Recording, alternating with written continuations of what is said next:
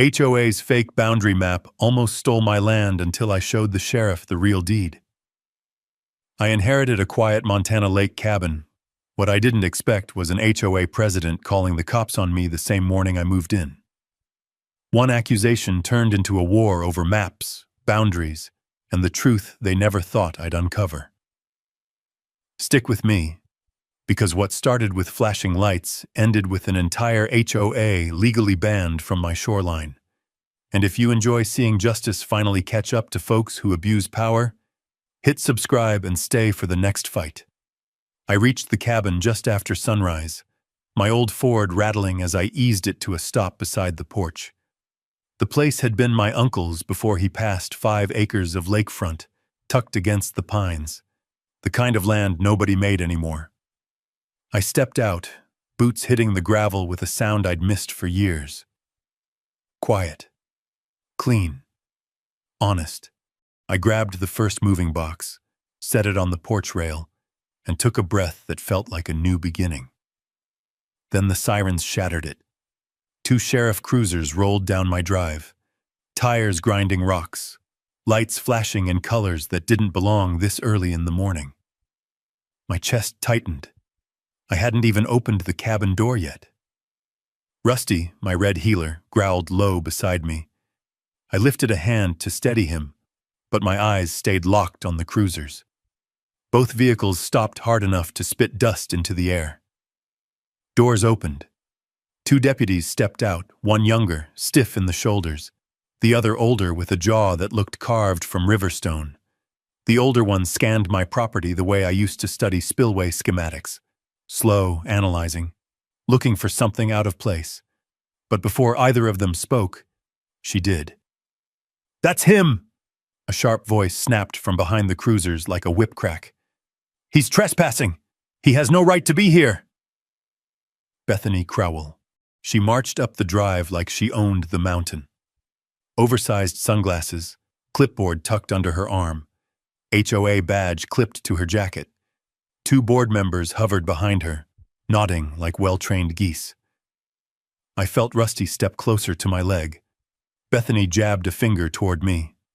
"Officers, this man is illegally occupying property regulated by Whisper Ridge HOA. He is refusing to comply with community rules and has begun unauthorized occupancy." The younger deputy looked at me, hand already resting near his holster. "Sir, we're going to need you to step forward." I did, slow, controlled. "Morning, officers. Name's Jake Carter, and this isn't unauthorized anything. I inherited this cabin. This is my land." Bethany barked a laugh. "Your land? That's rich." She shoved the clipboard toward the older deputy. "His parcel falls within our HOA jurisdiction. He must seek approval before moving in, constructing anything, or using the lake." I stared at her, jaw clenching once before I forced it still. "With all due respect, ma'am, that's not true." The older deputy eyed the clipboard, then looked at me. "So, do you have proof of ownership?" "In the truck," I said. "But why are we doing this now? I've been here 10 minutes. Bethany folded her arms. "Because you tried to sneak in. You didn't check with the HOA. You didn't attend orientation. And you sure didn't request lake access authorization." Rusty's growl got louder. I put a hand on his head. "Ma'am," the older deputy said, "let's keep things civil." "Civil?" Bethany snapped. "He's breaking our bylaws." I stepped down from the porch, slow enough not to spook the officers. "This cabin predates your HOA by 40 years. There's nothing for me to sign because I'm not part of your association." Her sunglasses tipped down just enough for me to see her eyes cold, calculating, already preparing her next angle. The younger deputy cleared his throat. "Sir, we still need to verify your claim." I nodded. "Understood. Let me grab the deed." As I headed toward the truck, the older deputy spoke quietly to his partner, too low for Bethany to hear, but just loud enough for me to catch a few clipped words. "Map doesn't match. Something's off." My foot paused mid-step. Of course it didn't match. Whatever map Bethany had shown them, It wasn't the county's.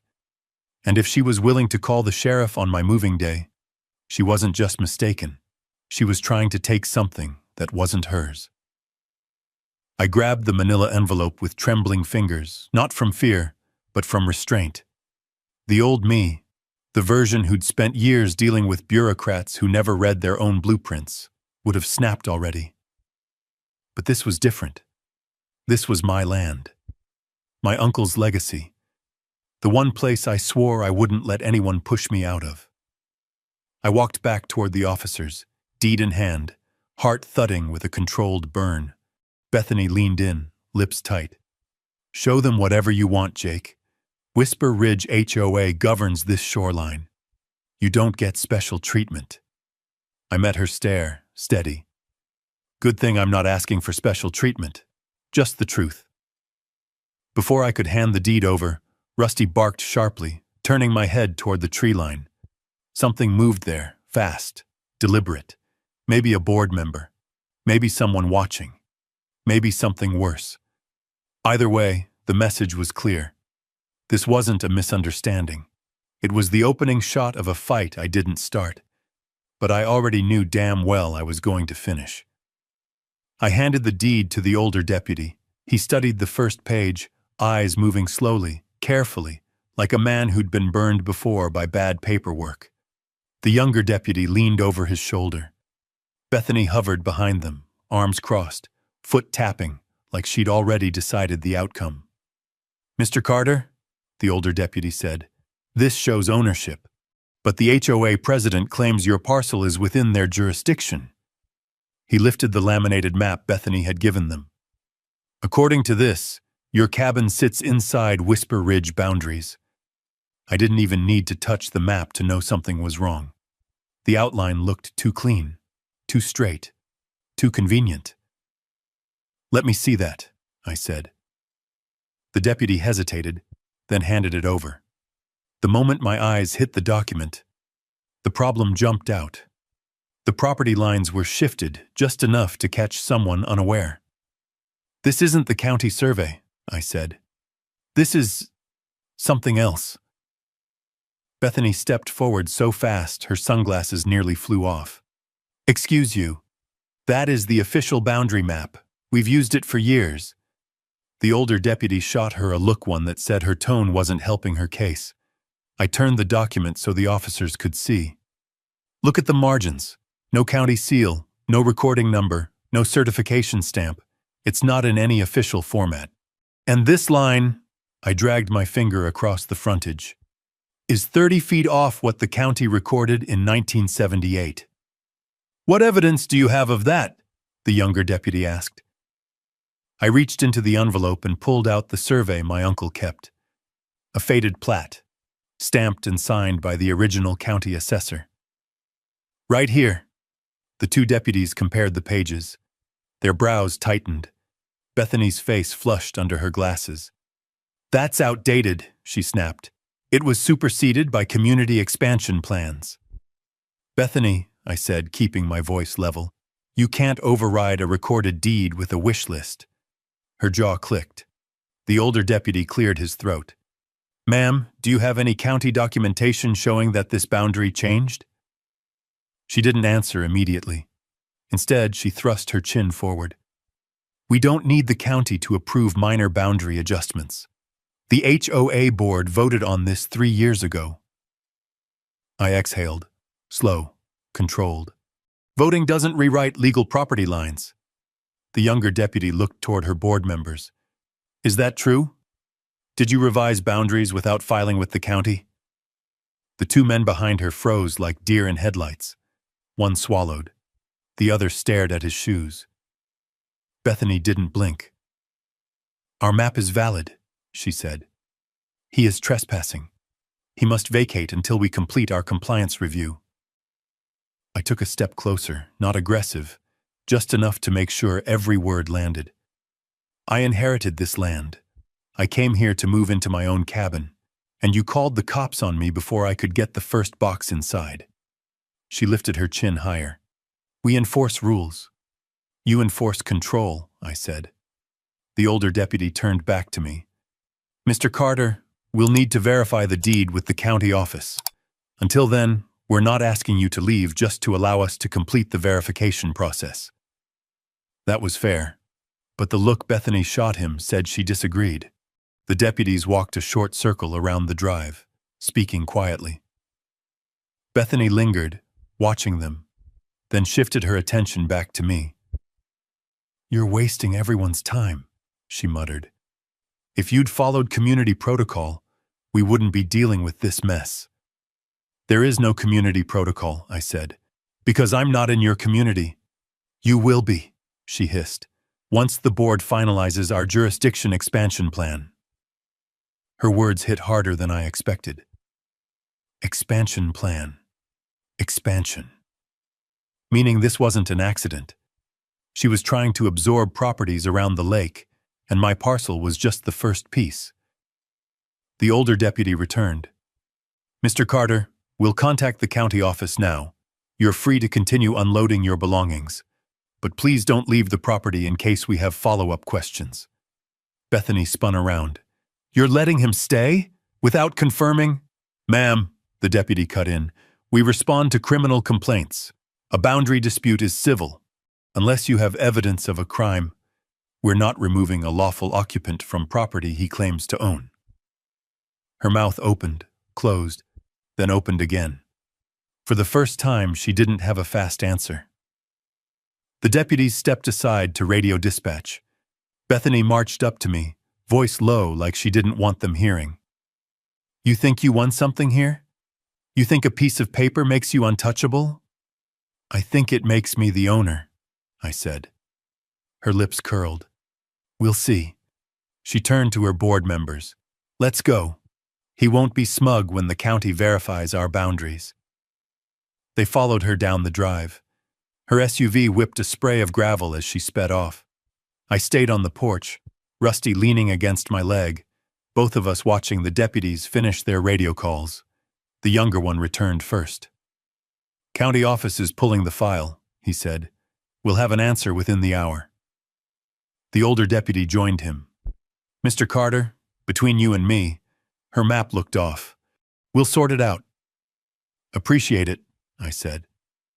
They left after noting the situation, promising to return once they confirmed the documents.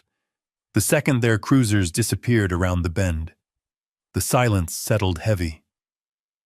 Not peaceful, not calm. A different kind of quiet, the kind that follows a warning shot. Rusty's ears flicked toward the tree line again. A branch snapped somewhere back there. Soft. Quick. Someone was still watching. Probably one of her board members. Or someone else with a stake in this expansion plan she let slip. I walked back to the porch, picked up the first moving box, and set it down inside the cabin. My hands moved on instinct, but my mind was already turning fast and sharp. That map wasn't a mistake. It was a move. And if Bethany thought I'd come here naive and unprepared, she was about to learn something real quick.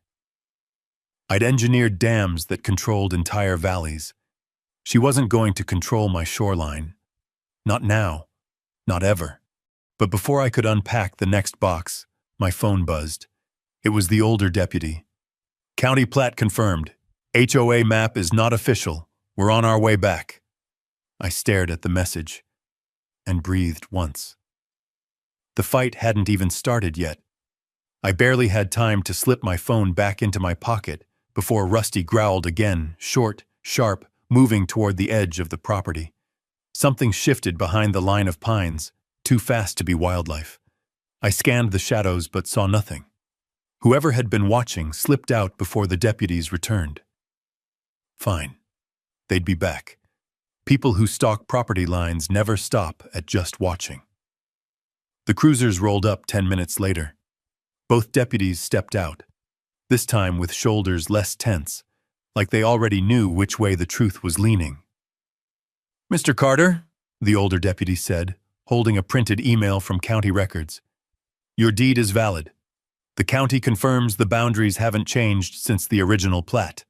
The HOA map isn't recognized by any official agency." The younger deputy added, "We advised Ms. Crowell not to file further complaints unless she can present proper documentation." Off the record, she wasn't pleased. I nodded, not surprised. "Appreciate the follow-up." They left after taking a brief statement. Their departure should have eased something in me, but instead it sharpened it. Because people like Bethany didn't retreat, they regrouped. I stepped inside to grab another box when something fluttering on the cabin door caught my eye. A fresh sheet of paper, secured by a strip of tape that hadn't been there before. A violation notice. Unauthorized occupancy. Pending HOA review, fines may apply. It wasn't just petty, it was fast. Too fast. Meaning while the deputies did their verification run, someone from the HOA doubled back onto my land. Rusty sniffed along the porch rail, tracking a scent leading away from the driveway. Fresh footprints marked the dirt-deep tread, not from any of the deputies. Someone had been here within minutes. I snapped a picture of the notice, the boot prints, the angle of the cabin door. Evidence. Everything would matter later. Before I could remove the notice, a faint buzzing rose overhead. Not bees, not mosquitoes. Mechanical. I looked up. A drone hovered above my property, tilting slightly as if focusing its camera. "Unbelievable," I muttered. Rusty barked, circling beneath it. The drone drifted left, then right, hovering intentionally over the dock and shoreline like they were documenting violations. I grabbed my phone and recorded the drone's flight path. They could use footage. So could I. After 30 seconds, it zipped back toward the Whisper Ridge subdivision smooth, confident, too practiced to be some kid messing around. This was coordinated, and if they were already gathering evidence this early, they were preparing for a bigger move. I pulled out my phone and called someone I trusted more than anyone in cases like this. Sarah Whitfield, land rights attorney and my old co-worker from my dam engineering days. She answered on the second ring. "Jake? Thought you were off-grid today." "I was supposed to be," I said. "But the HOA had other plans."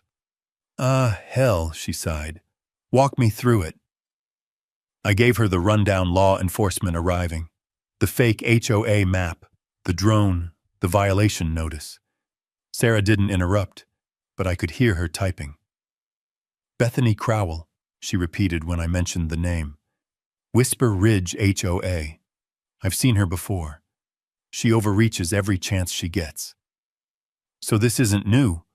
"No, but targeting someone on day one? That's unusually aggressive." More typing. "Jake, listen carefully. Don't confront her directly yet. Document everything, every notice, every visit, every interaction. If she's altering boundary maps, she's probably done it before." "That's what I'm afraid of." "Good. Keep that instinct. It'll save you." Before I could reply, Rusty barked again, this time toward the back of the cabin. "What now?" I muttered, rounding the corner. More footprints. Smaller ones. 2 sets leading down the slope toward the lake. I followed them to the dock, and there, tucked under a loose plank, was another violation slip. This one read, "Unapproved structure. Non-compliant shoreline use." Shoreline use?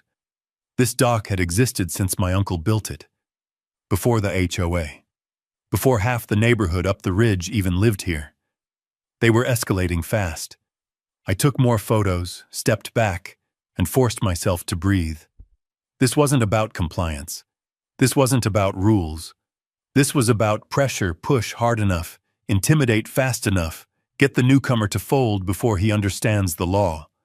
I'd seen that tactic in corporations, in regulatory boards, in dams along the Snake River. It never worked on me then. It wasn't going to work now. I headed back toward the cabin, pulled my truck keys from my pocket, and opened the glove box. Inside lay my uncle's old file binder.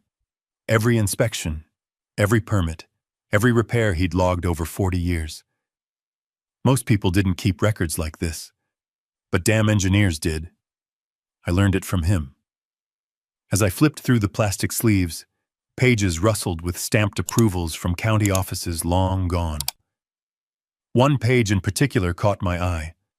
A shoreline exemption permit, granting the property owner the right to maintain lake access independent of subdivision regulations.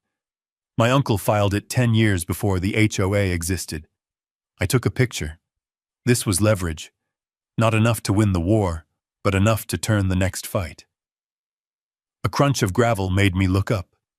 A man in a blue Whisper Ridge polo shirt stood at the edge of my property, holding a camera.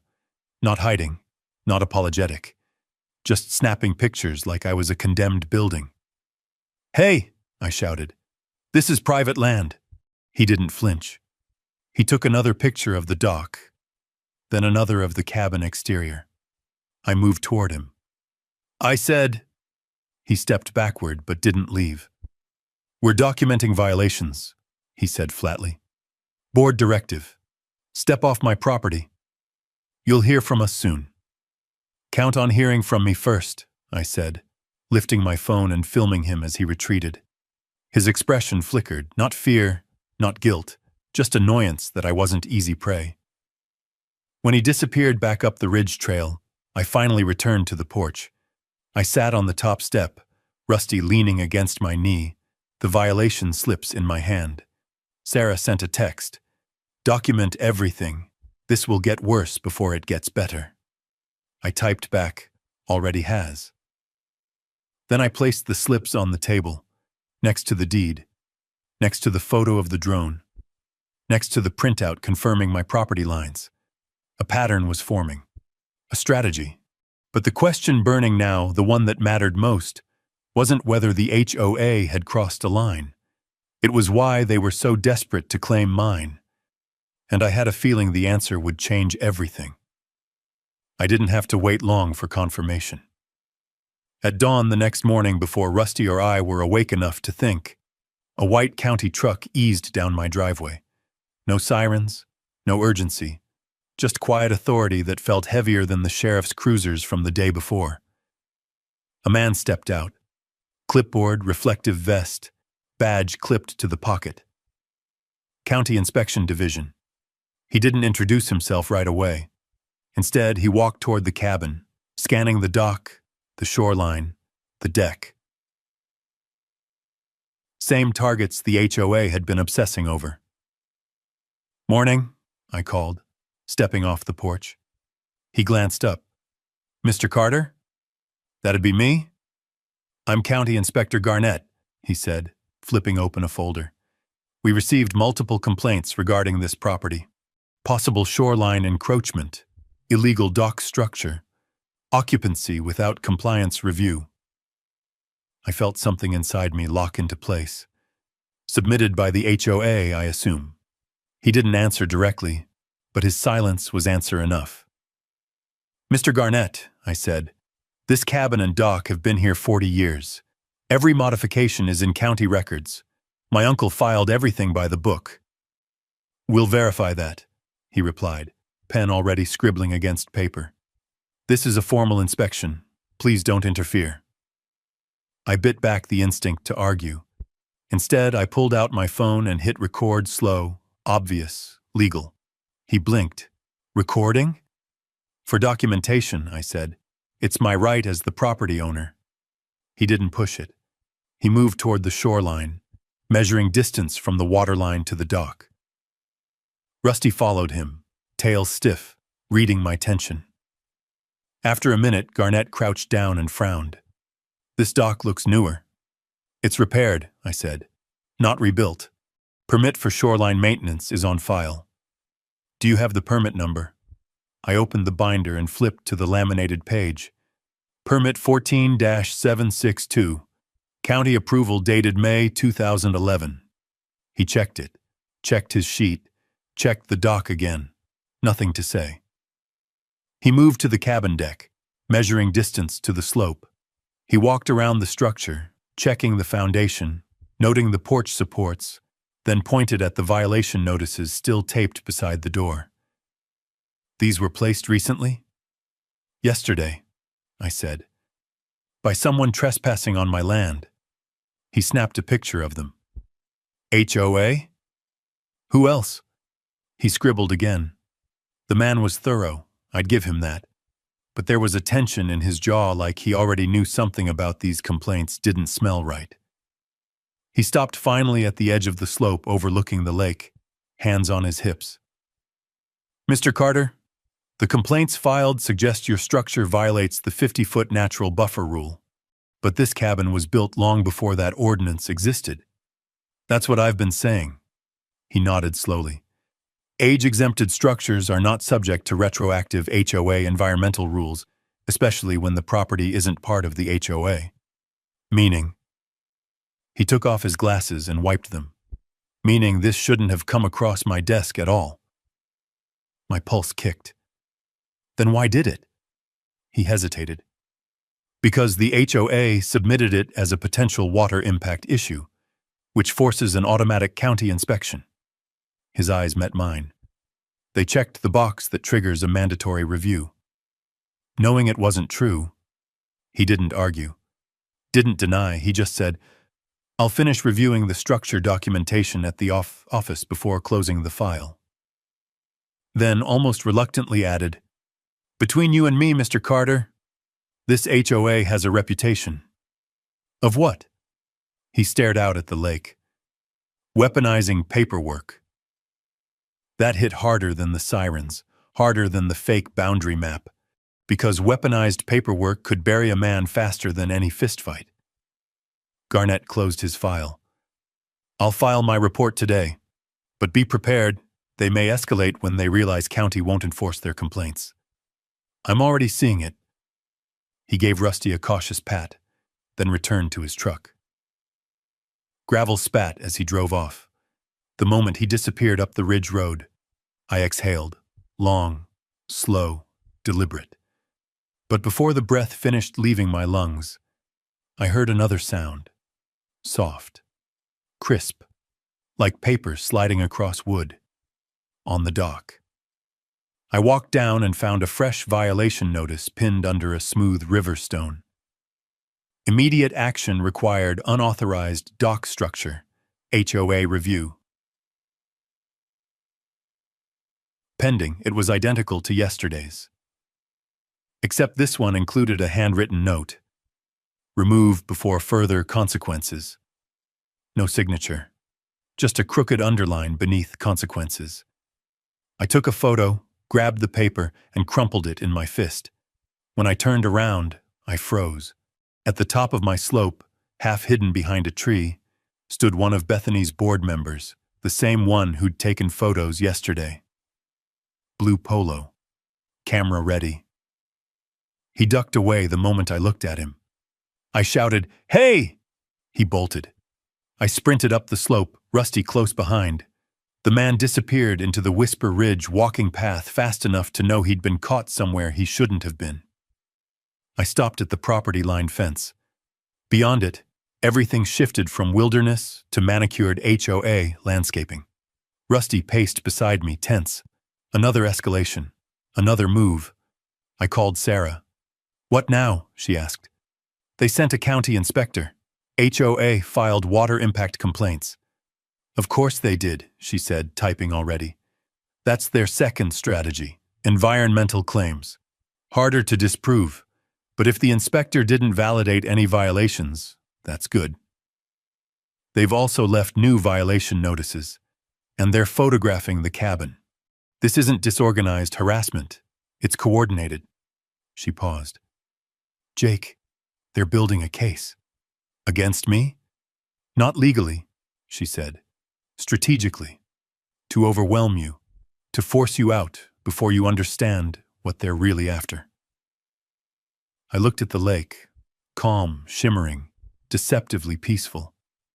They want control of the shoreline. More than that, they want access. Lake access is money community value, and if your land blocks their expansion, they will fight like hell to claim it. I gripped the fence rail until my knuckles whitened. What do I do? Document everything. Keep every notice. Record every drone. And whatever you do next, don't react emotionally. Build a trail. Build leverage. We'll need it. Why? Because once they realize the county isn't backing their complaints, she said, they'll do something bigger. Something in her tone made me straighten. What kind of bigger? The kind that isn't about rules, she answered. It's about territory. I hung up and walked back down the slope, the crushed violation notice still in my fist. The county hadn't bought their story, but the HOA wasn't backing off. This was no longer about a map, or a dock, or a boundary line. This was about control, and they intended to take it, whether the law agreed or not. But as I stepped onto the porch, looking out at the lake my uncle fought so hard to protect, I realized something else. They were escalating. So would I. And the next move wouldn't be theirs. It'd be mine. I spent the next hour tightening the perimeter of my world. Trail cameras went up, first 4 of them wired to motion activation, each aimed at a point I knew the HOA had already crossed. The back slope, the dock path, the side trail that led into Whisper Ridge, the fence where their board member hid. Every click of a camera latch felt like reclaiming an inch of ground. Rusty stayed close, nose working overtime, tail stiff. He sensed the tension as much as I did. This wasn't annoyance anymore. It was siege energy, silent, grinding, relentless. Once the last camera was mounted, I stepped back to the porch and called Hank, the rancher who lived 3 parcels over. He was one of the last original landowners on this side of the lake, one of the few who'd seen the HOA grow from a neighbor group into something sharper. He answered on the second ring. "Heard you moved in. Heard the HOA smelled it." "That fast, huh?" "They're faster than coyotes when they want something," he said. "What happened?" I told him, short, clipped, factual. The sheriff, the fake map, the inspector, the violation slips, the drone. Hank didn't interrupt, and when I finished, he let out a long breath. "So it started again," he said. "Again?" I asked. "Bethany's been trying to push boundaries for years. Every time a parcel changes hands, she pounces. Tries to rope folks into HOA rules, even if they're outside limits. But your lot..." He paused. "Your lot's different." "How?" "Because it blocks their dream project," Hank said. "Whisper Ridge wants a private trail down to the lake. Your shoreline is the only direct route." My grip tightened on the railing. "They want easement." "They want ownership," Hank corrected. "They tried to buy it from your uncle once. He turned them down hard. I reckon they think they can bully you instead." That was the moment the silence settled heavy, because now I knew exactly why they were escalating. "Thanks, Hank," I said. "Appreciate it." "Be careful," he warned. "They get mean when they don't get what they want." After we hung up, I walked down the dock, each step echoing in the stillness. The lake water reflected a clean surface, but beneath that calm could be mud, silt, hidden currents, just like the people up the ridge. Something else caught my eye. Small rocks arranged along the shoreline, stacked deliberately. I crouched. Not natural. Footprints around them. Fresh. Someone had been mapping or marking the shoreline, maybe measuring for a trail, maybe gathering evidence for another complaint. Either way, they were documenting my land as if it already belonged to them. I took photos from multiple angles. Back inside, I laid everything out on the wooden table. Violation slips, old permits, fresh photos, video clips, boundary maps, timestamps. My uncle's binder sat open, pages neat, organized, a quiet testament to a man who believed land should be respected, both by nature and by law. I placed a clean notebook beside it and wrote one word at the top: case. Because that's what this had become. This wasn't harassment anymore. It was a coordinated attempt to shift ownership by force of paperwork and intimidation. so I would respond in kind, with precision, documentation, and a paper trail that could crush a false claim under its own weight. As I sorted everything, Rusty whined and looked toward the front window. I followed his gaze. A black SUV sat at the end of my drive engine off, no movement. Watching. I stepped out onto the porch. The SUV didn't move. Couldn't see the driver. Couldn't see plates from this angle. After a moment, it rolled backward, slow and quiet, leaving the property but not in a hurry. I took a picture, another entry for the case file. When I went back inside, my phone buzzed. Not a call, just a text from an unknown number. "You're making this harder than it has to be." No name. No signature. Just entitlement disguised as warning. Rusty growled again. My return text was simple. "Who is this?" Delivered. Read. No response. I pocketed the phone and forced myself to think tactically. Emotion wouldn't win this. Strategy would. Evidence would. Law would. I called Sarah again. "What now?" she asked immediately. "They're escalating the intimidation, dropping notes, leaving markers, filing complaints faster than I can track." "Good," she said. I blinked. "Good? It means they're panicking," she replied. "When people escalate without strategy, they leave mistakes, evidence, and mistakes are how we win." She wasn't wrong. "What's my next step?" I asked. "Stay quiet," she said. "Don't respond. Don't confront. Let them think they're wearing you down. Meanwhile, you gather and you wait." "For what?" "For the move they think will corner you," she said, "because that's when they'll overreach. And that's when we'll have them." I ended the call and looked around the cabin. My boxes still unopened. Furniture still covered in sheets. This wasn't the homecoming I wanted. But maybe it was the one I needed to understand what this land meant, what it demanded of me. The silence thickened around me, not peace, not fear. Something else. Resolve. I walked outside one more time, stood at the top of the slope, and stared at the Whisper Ridge houses perched above the tree line like watchtowers. Their windows glinted in the morning light, cold, reflective, indifferent. But I knew better. People were behind those windows, watching, planning, misjudging. And somewhere among them, Bethany was rewriting her next move. I looked at the water, at the land, at Rusty standing tall beside me. "They picked the wrong engineer," I murmured. But the truth was simpler. They thought silence meant weakness. They forgot silence can also mean preparation. And I was preparing.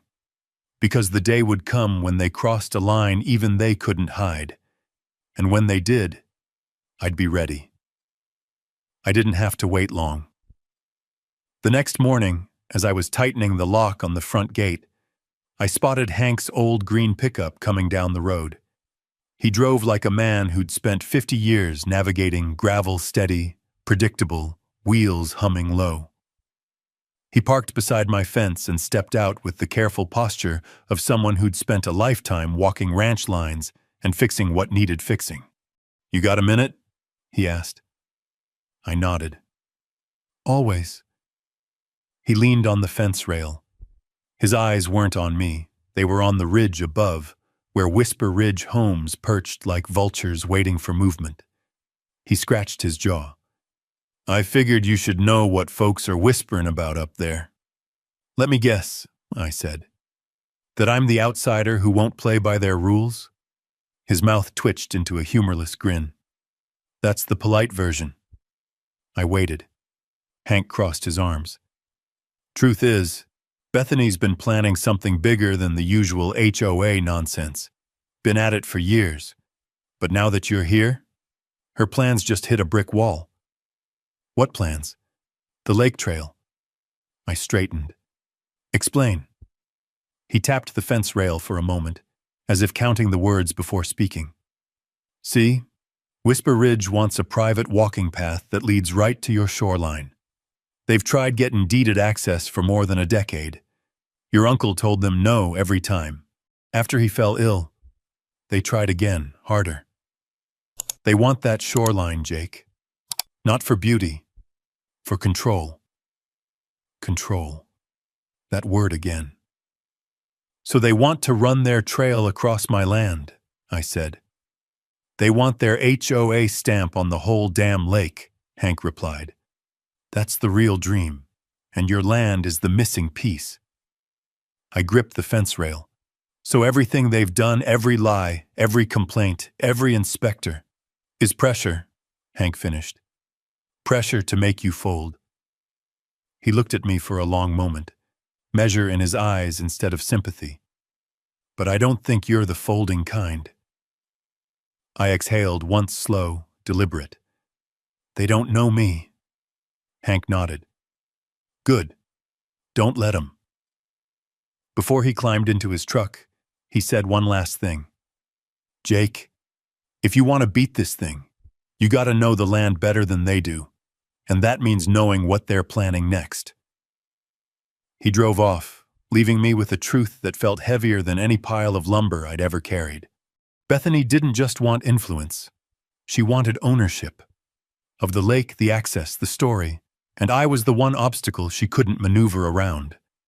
That afternoon, I walked the property boundaries again slow, deliberate, checking for anything new.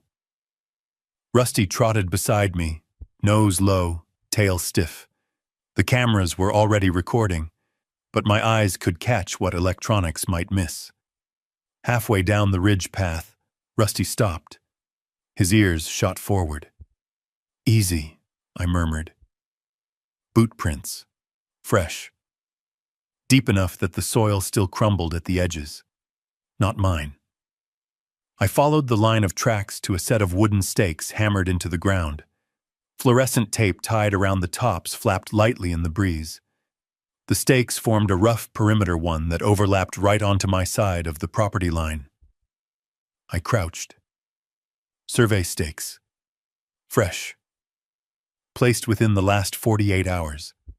I photographed each one carefully. So they were measuring again. Mapping again. Acting like this land was already theirs to develop. The stakes triggered something cold and focused inside me. They'd crossed the line, but the question was why they were doing it so blatantly now. I didn't have to wonder long. My phone buzzed an incoming call from Sarah. Talk to me, I said. You sitting down? She asked. Just found survey stakes on my land. So no. Well, this may explain it. I just pulled Whisper Ridge's annual community improvement proposal for the township. And Jake, they're planning a lake trail system. My jaw tightened. Across my property. Across your shoreline, she corrected. And they've already submitted preliminary documents. The anger that rose in me wasn't loud. It was controlled, sharp. What documents? A proposed access path and a maintenance easement. I laughed, once humorless. They don't own a single inch of my land. They know that, Sarah replied, but they also know this. If they can get a county board to approve the idea, they'll use it to pressure you publicly. Paint you as the unreasonable landowner who's blocking community benefit. Public manipulation, I said. Exactly. And Jake, her voice lowered. They did this last year with a different landowner. He didn't have his documents in order. They pushed him into a settlement. Not me. Not here. Not ever. They picked the wrong parcel this time, I said. They did, she agreed. But we need to get ahead of this. Tomorrow morning, meet me at the county clerk's office. We're going to pull every plat, deed, survey, and easement tied to your property. What are we looking for? I asked. Anything they overlooked, she said. Because people like Bethany always overlook something. The next morning, before dawn, I stood beside Rusty on the dock. The water was still, the air cool. Not peaceful, just quiet enough for thinking.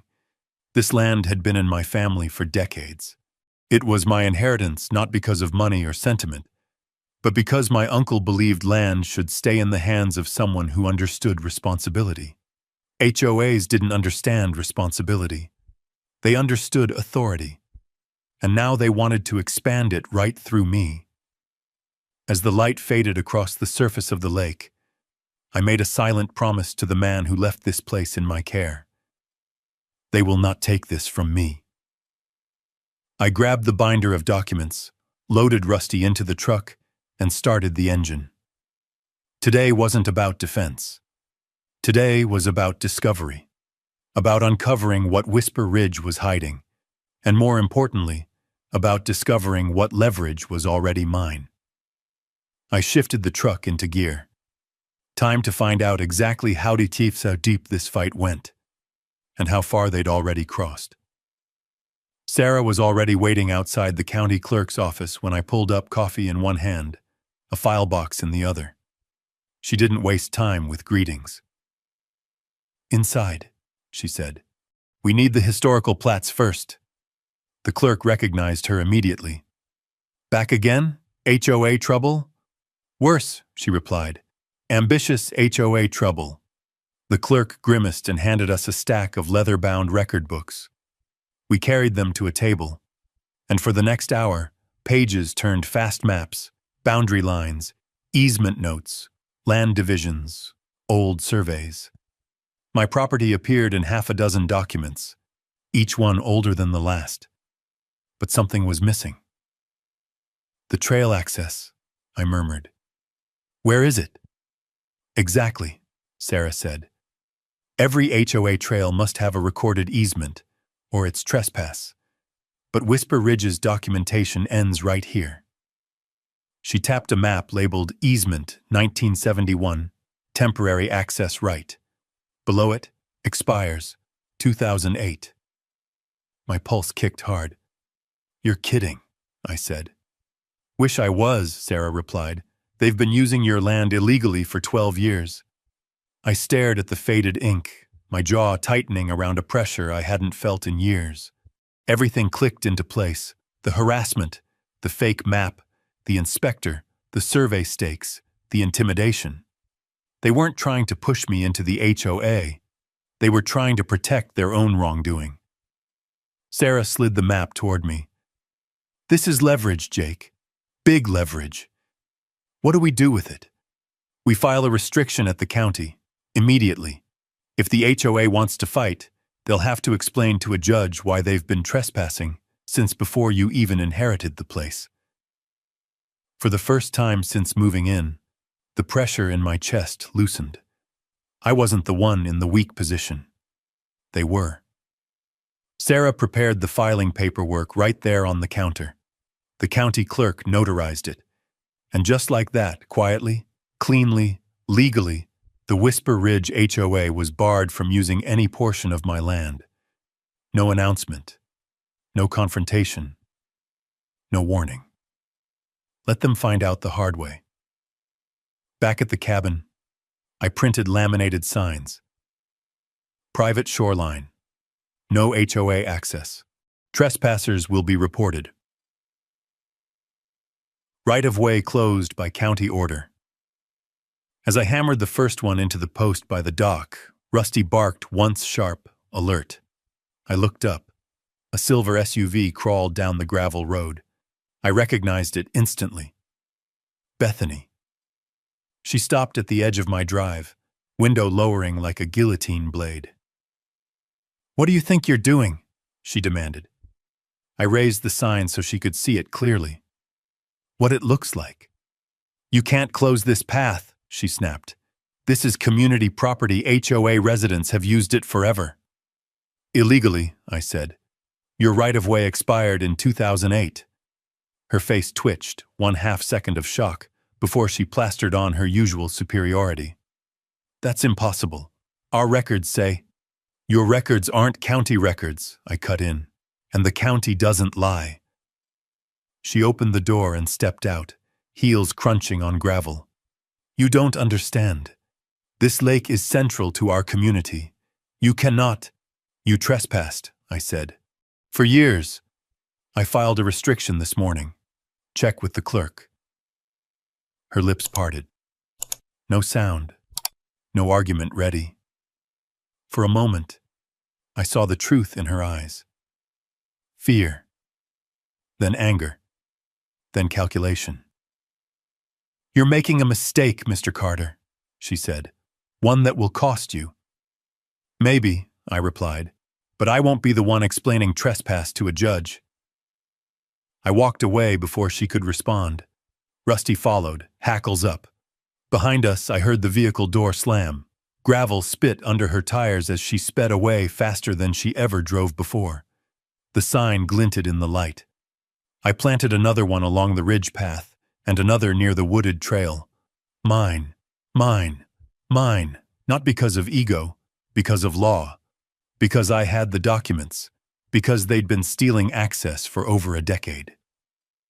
That night, I reviewed the footage from the cameras.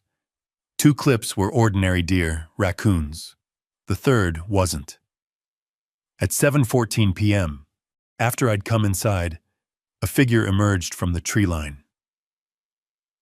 Jason, the same HOA board member who'd lurked behind my fence. He walked right up to the new sign, took photos, then paced in front of it like he was trying to solve a math problem. Then he called someone. I turned up the volume. His voice shook. "Yes, he filed something. I don't know what. I'm telling you, it's bad. No, Bethany didn't tell me anything about an expired easement. What do we do now?" There it was. Confirmation. Even her own board didn't know she'd been hiding the truth. I saved the video, backed it up, and emailed it to Sarah with one line. Their story is starting to crack. The next morning, as I tightened the bolts on the gate panel, a county vehicle rolled into view. Rusty barked once and then settled. He knew the sound wasn't hostile. The inspector from earlier Phillips stepped out, hat in hand. "Mr. Carter," he said, "mind if I speak with you?" I folded my arms. "If it's about another complaint." "It's not," he said quickly. "I'm here, unofficially." I raised a brow. "Go on." He shifted awkwardly. "Look, Whisper Ridge has filed more nuisance claims in the last 5 years than any HOA in the valley. We know what they do, but I didn't realize the access easement expired. You do now." He nodded. "And I'll be straight with you. If they keep pushing illegal complaints, I'll put it in writing. Judges don't like bad faith filings." Another crack in the HOA wall. Another step toward justice. Before he left, he said something quiet, almost embarrassed. "I'm sorry they've put you through this. Some folks get drunk on authority. Doesn't make it right." I nodded once. "Appreciate that." The county truck drove off. Rusty sat beside me. We'd struck a fault line under Whisper Ridge, something deep, something they'd hoped no one would ever uncover. And now it wasn't just leverage. It was a weapon. A legal one. A decisive one. And the next time Bethany pushed, she'd find out exactly how powerful a forgotten easement could be. The lake wind picked up, brushing across the property like a quiet warning. This fight wasn't over. But the tide had turned. And this time, it was turning in my favor. I woke before sunrise the next morning, not from restlessness, not from worry, but from clarity. Today was the day Whisper Ridge had chosen as their battleground. Their emergency injunction hearing at Cedar Hall Courthouse. They wanted the judge to force me into their HOA, reinstate the access they'd lost, and block my restriction filing. They thought they were cornering me. They had no idea they'd walked into their own trap. Sarah met me by the truck, a stack of carefully prepared folders tucked under her arm. "Remember," she said, "don't react in the courtroom. Let their argument unravel itself." I nodded. "You lead. I follow." Inside Cedar Hall, the floors echoed with every step-old stone, polished by decades of disputes. People whispered in the pews. HOA members, curious locals, even a couple of county officials who'd clearly heard about the easement revelation. And then she entered. Bethany Crowell, HOA president, self-appointed queen of Whisper Ridge, stormed in wearing a charcoal suit and indignation like armor. Jason followed 2 steps behind her, clutching a binder like a life raft. She saw me, stopped, then turned away with a dismissive scoff, but her jaw was tight-locked like a trap she couldn't spring. When the judge entered, we all rose. He took his seat, adjusted his glasses, and read through the case file with measured patience. Whisper Ridge, HOA versus Jacob Carter, he announced. Petitioning for emergency injunctive relief. Bethany's attorney stood. Slick hair, polished shoes, the confidence of someone who believed paperwork could override truth. Your Honor, the HOA seeks immediate action, he declared. Mr. Carter has unlawfully blocked long-standing community access to the lake. This access is essential, traditionally used for recreation and community benefit. He paused, expecting admiration. The judge didn't blink. Is the HOA in possession of a legally recorded easement for that access? The attorney smiled like a magician about to reveal a trick. Yes, Your Honor. The HOA has used that trail for over a decade uninterrupted. That constitutes— The judge raised a hand. Usage is not a deeded easement. Do you have a recorded document? Silence. Pages flipped. Papers shuffled. Jason's face was turning pale. Bethany's eyes cut sideways at him, sharp, accusing. Finally, the attorney swallowed. We believe such documentation is included in our historical records. Belief, the judge said flatly, is not evidence. Sarah stood.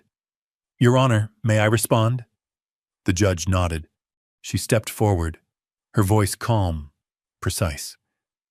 We have located the only recorded easement applicable to the parcel in question. She held up a map, original ink, faded but legible. This access right was temporarily issued in 1971. It expired in 2008 without renewal. A murmur rolled across the courtroom. Sarah continued. For 12 years, Whisper Ridge has trespassed on Mr. Carter's land. They never renewed the easement, never purchased rights, never filed for modification. They simply assumed ownership through use. The judge leaned forward. Is that accurate, Ms. Crowell? Bethany stood abruptly. Absolutely not. That land has always belonged to the community. We have maps, updated maps, that clearly show— Sarah reached into the folder and produced the laminated map Bethany had waved at me the week I moved in. Your Honor, this is the map Ms. Crowell is referring to. Bethany stiffened. Sarah held it up beside the county plat. This map, she said, does not match any official county document. The boundaries are altered, shifted deliberately to include Mr. Carter's land within the HOA perimeter. A gasp rippled across the room. The judge slowly removed his glasses. Ms. Crowell, he said, voice cold, where did this map come from? Bethany hesitated, her lips pressed thin. It was provided by our planning committee. Is it certified? It reflects our understanding of the property lines.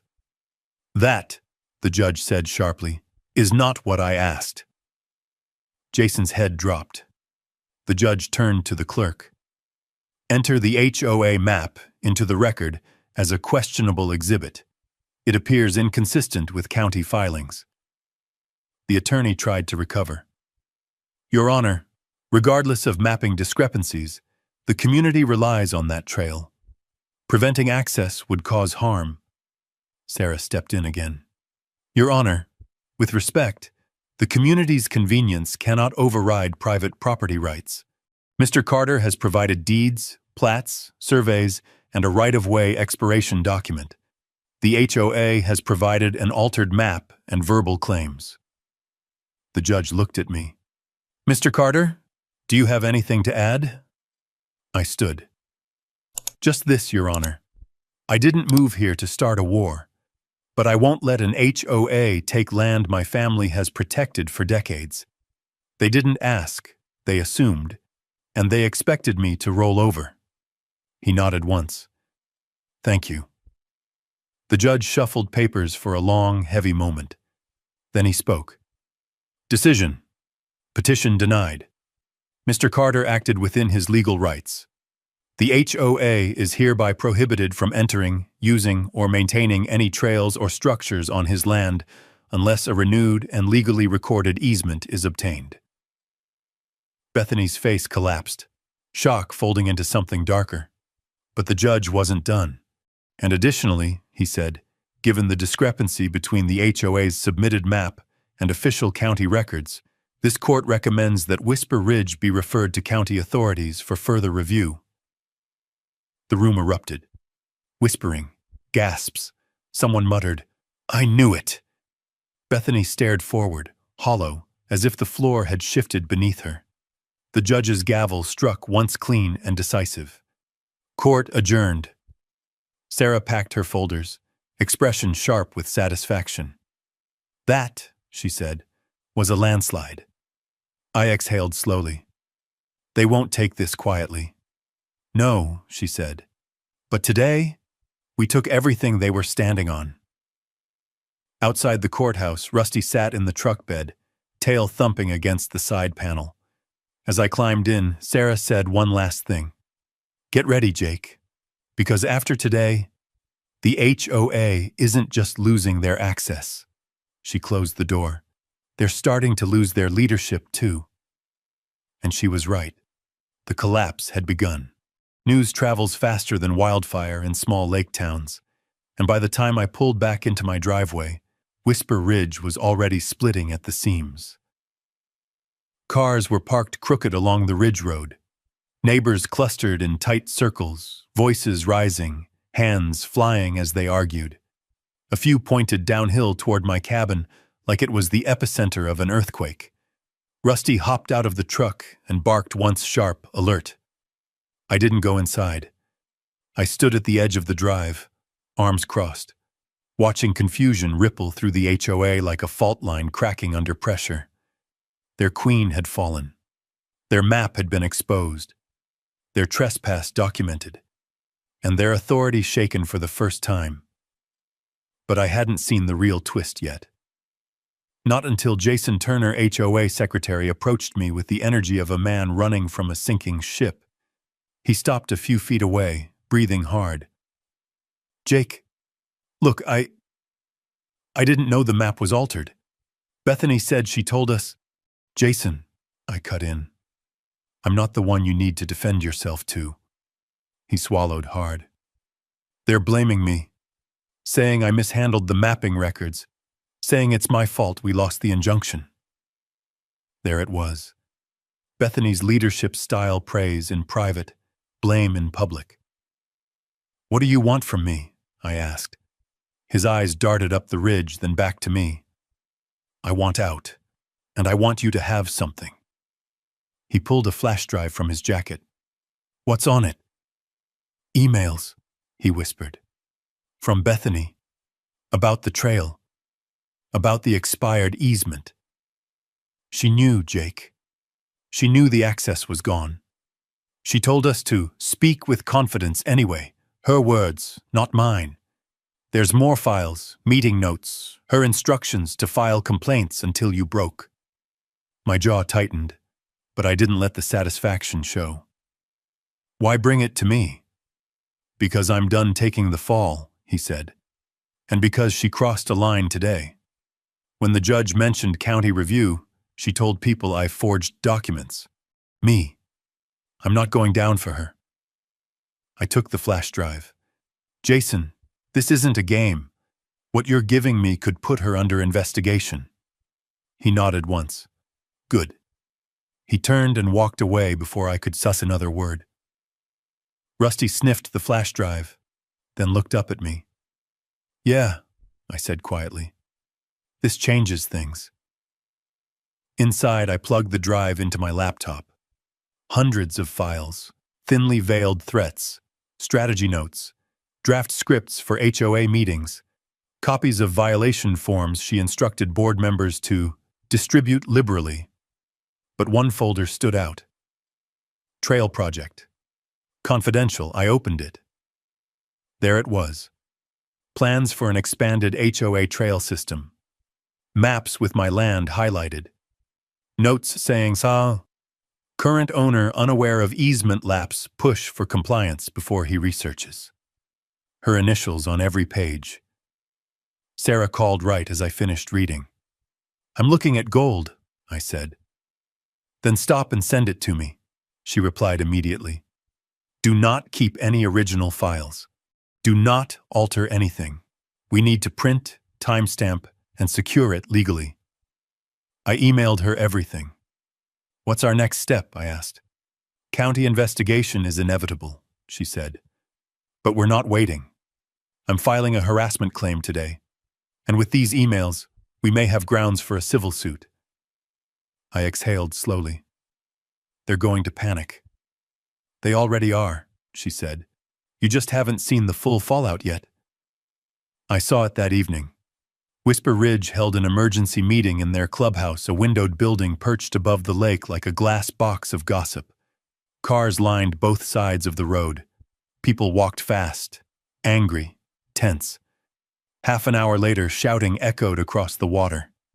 Another 15 minutes and the doors burst open. Residents poured out, some furious, some stunned, some shaking their heads.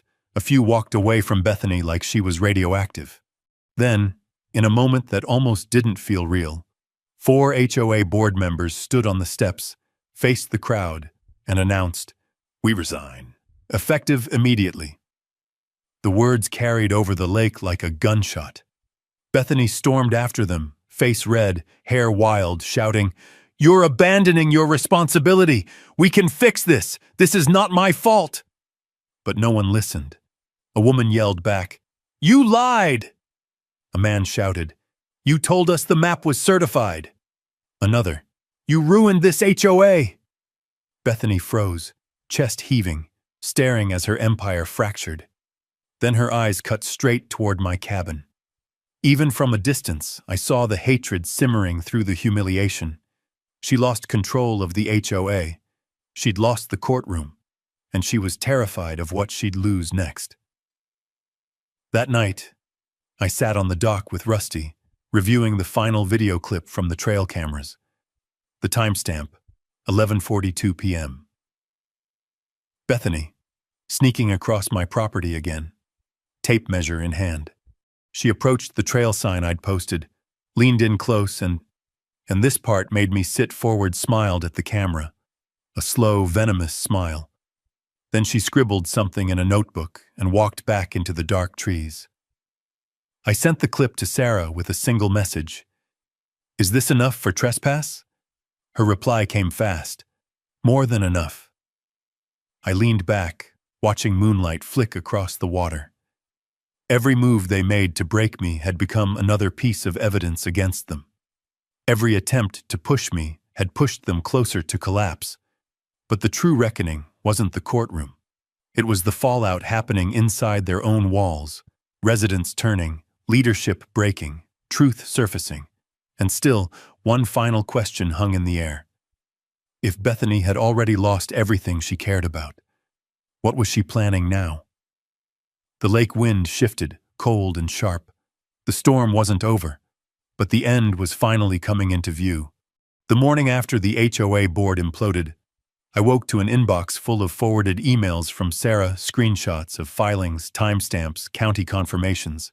She didn't add commentary. She didn't need to.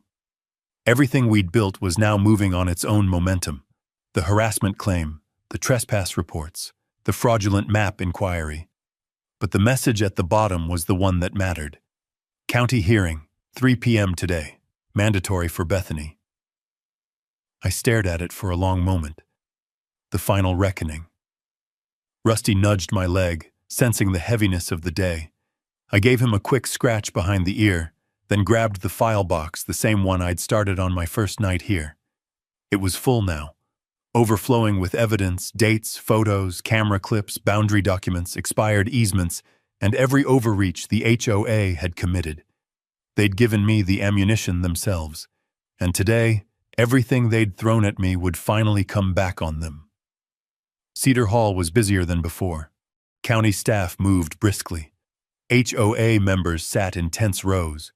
Whispering carried through the room like electric static. When Bethany entered, she didn't have the same regal stride she once carried. Her hair was pinned tight.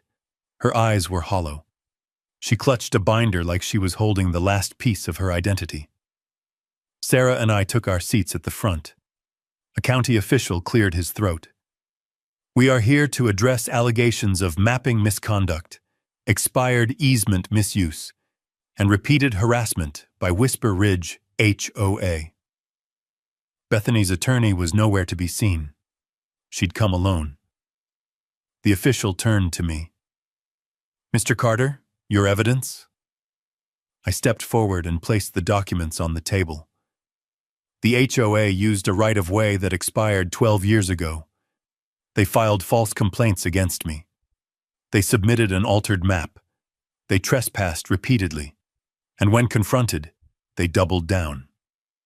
I handed over the flash drive.